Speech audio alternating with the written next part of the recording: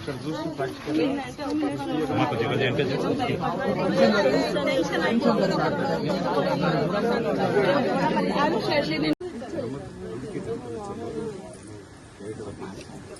అన్నగా నీకు చెప్తా ఉన్నా అని ఇస్తాను. ఎక్కడ నది ప్రవహిస్తున్నా కూడా అది ఒకే తీరున ఒక లైన్ స్టేట్ మంచి వార్తనే అన్నతోనే మీకు ఇన్పిస్తుంది.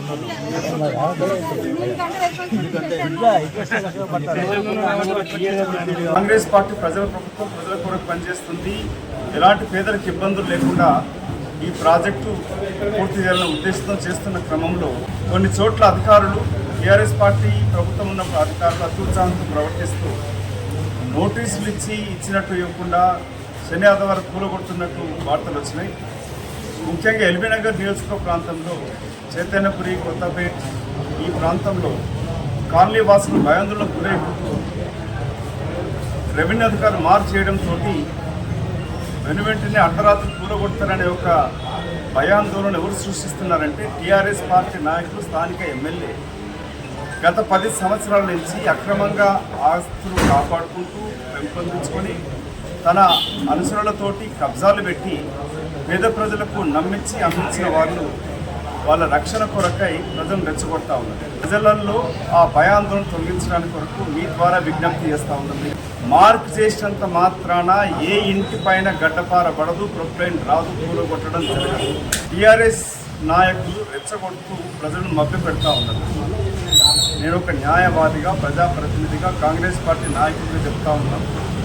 ఇక నా ఎల్బీనగర్ నియోజకవర్గ ప్రజలకి కాకుండా మూసి పరివాహక ప్రాంతాలలో ఎక్కడన్నా అన్యాయం జరుగుతుందనంటే మంత్రి శ్రీధర్ బాబు చెప్పడం జరిగినది.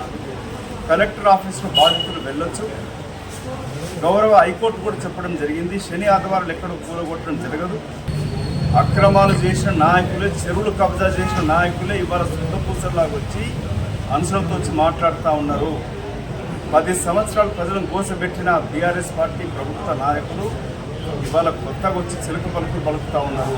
మూసి పరివాహక ప్రాంతాలలో నోటీసు ఇవ్వకుండా, నోటీసు ఇచ్చినా కూడా సమయం ఇవ్వకుండా మార్పు చేసినంత మాత్రాన ప్రొక్లైన్లు రావు. దాని బాధ్యత మేము తీసుకుంటాము.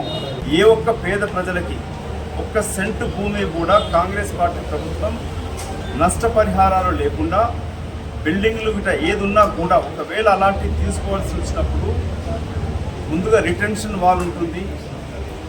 విస్తీర్ణం ఎక్కువ ఉన్న చోట ఒక ఇల్లు కూలగొట్టకుండా కట్టుకునే అవకాశాలు ఉన్నాయి. అధికారులకు హెచ్చరిక, మీ అవినీతిని కప్పిపుచ్చుకోవడానికి అతి ఉత్సాహంతో ప్రజలకు కష్టం కలిగించకండి. అక్రమార్కులైన అధికారులపైన చర్యలు ఉంటాయి. అక్రమంగా పట్టా భూములు అమ్మిన రియాల్టర్ వ్యాపారులు కానీ బిల్డర్ల పైన కూడా చర్యలు ఉంటాయి. సామాన్య ప్రజలు తమ కష్టార్జితో కట్టుకున్న ఏ ఒక్క ఇల్లు కూలగొట్టకుండా చూసే బాధ్యత ఇక్కడున్న మేము కాంగ్రెస్ పార్టీ ప్రజలు తీసుకుంటున్నామని ప్రభుత్వం ఉన్నప్పుడు కూడా చట్టాలు క్లియర్గా ఉన్నాయి. ఏ ఒక్క సెంటు భూమి తీసుకోవాలన్నా కూడా ప్రభుత్వాలు 4 ఇంతలు పరిహారం చెల్లించాలి. అది ఖాళీ స్థలం అవుతుంది. ఇల్లు గిట్టు ఉన్నప్పుడు ఇల్లు కట్టుకోవడానికైనా ఖర్చును కూడా ఇవ్వాలి. గతంలో ముఖ్యమంత్రి గారు చెప్పడం జరిగింది. ప్రతిపక్ష నాయకులు ఉన్నప్పుడు అధికారులు ఏ పద్ధతి ప్రకారంగా ఇప్పటిదాకా కట్ ఆఫ్ డేట్ ఏంటి, అసలు FTL అనేది కూడా జరగాలి. మాస్టర్ ప్లాన్ ఉండాలి. ఇవన్నీ ఏవి నిర్ణయాలు జరగలేదు. మభ్యపెట్టి అనుచరులతోటి అక్రమాస్తులు కాపాడుకుంటూ చెరువులో నది లోపలికి వెళ్ళి అమ్మిన దొంగలు వాళ్ళ ఆస్తులు రక్షించుకొని రెచ్చగొడతా ఉన్నారు. ఈ దొంగ ఇంక నాయకులు నమ్మకండి.